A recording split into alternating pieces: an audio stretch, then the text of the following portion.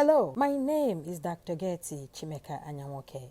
I am an infectious disease specialist and I practice in Baton Rouge and Gonzales, Louisiana. This is another update on coronavirus disease 2019, also known as COVID-19. Our topic is management of COVID-19 protocols. My intention today is to summarize the current recommendations. Now, a brief history.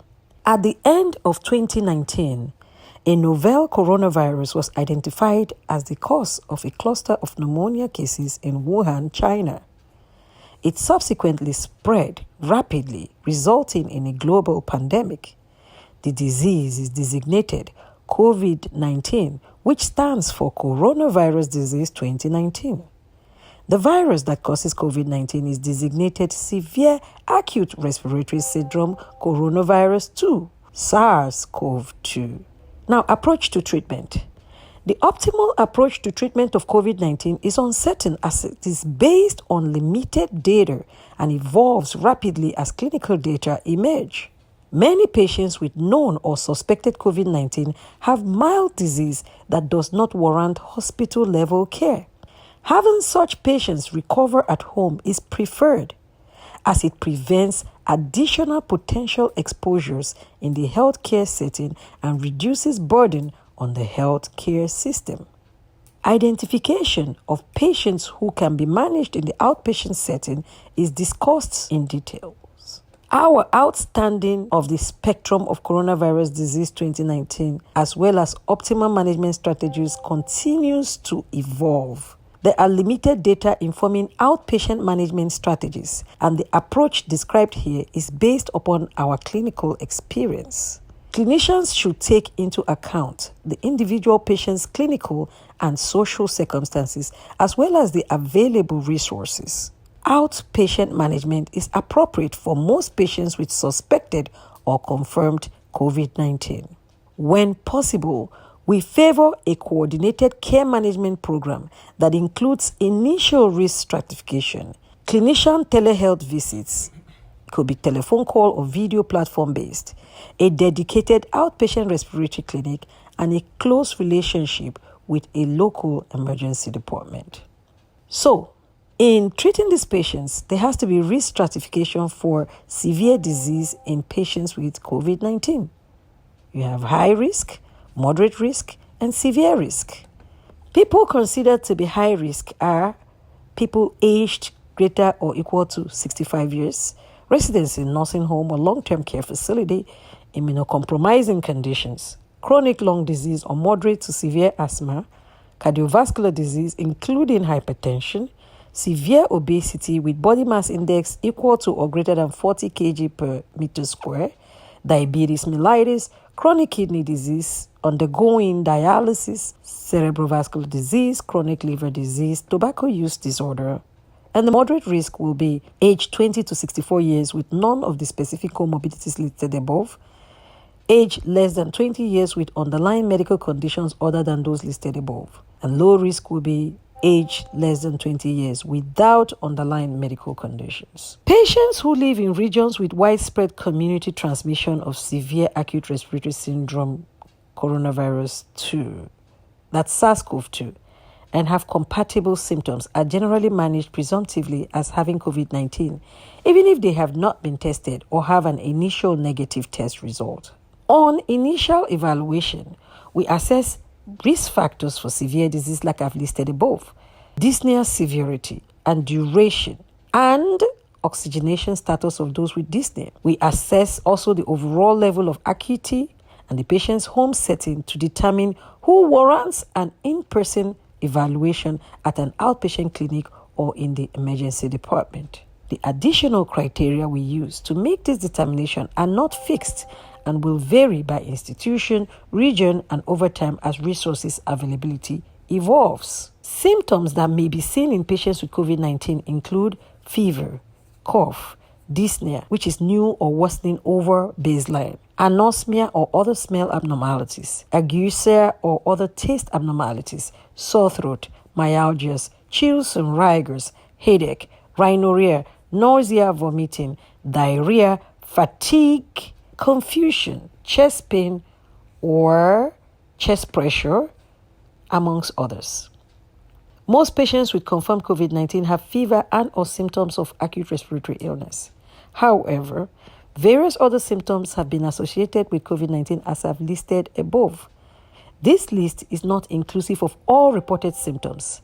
These symptoms are also not specific for COVID-19, and the predictive value of a single symptom in the diagnosis of COVID-19 is uncertain. We typically refer patients with one or more of the following features to the emergency department for further management.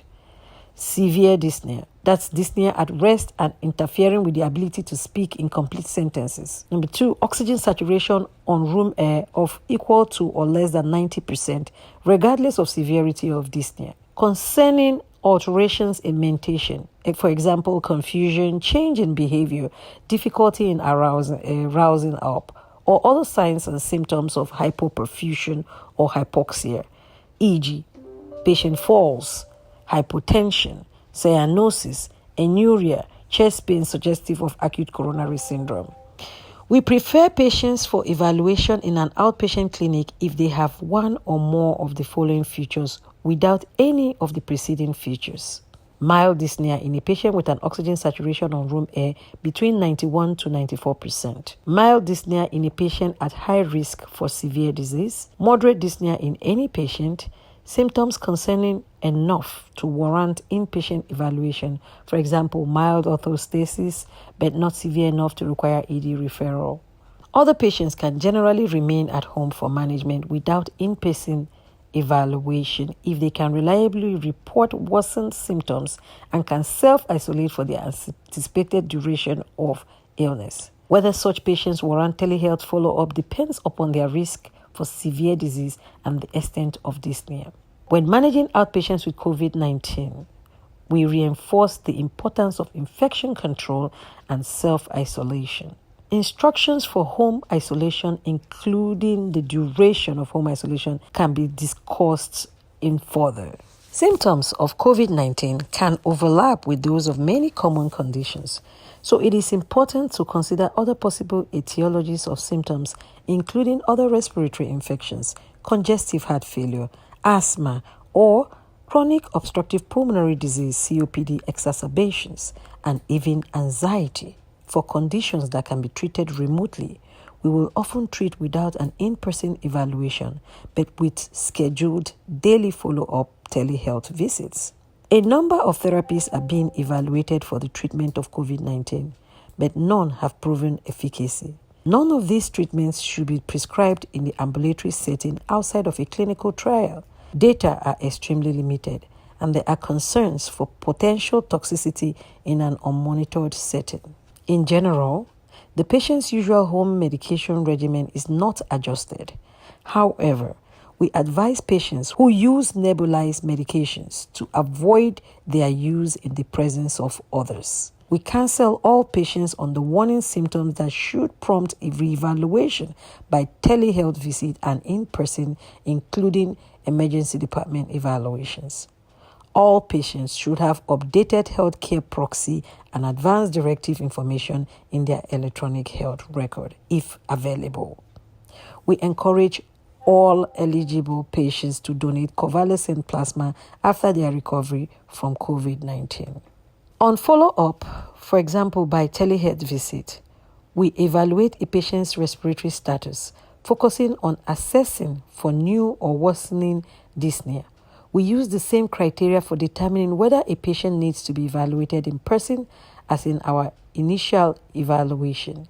Most patients discharged from the inpatient setting warrant clinical or in-person outpatient visit is most appropriate depends on their unique clinical and social situation.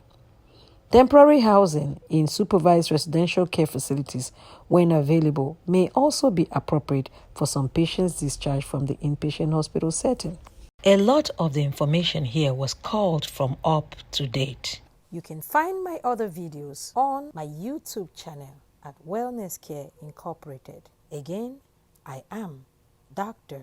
Gertie Chimeka Anyanwoke, infectious disease specialist practicing in Baton Rouge and Gonzales, Louisiana.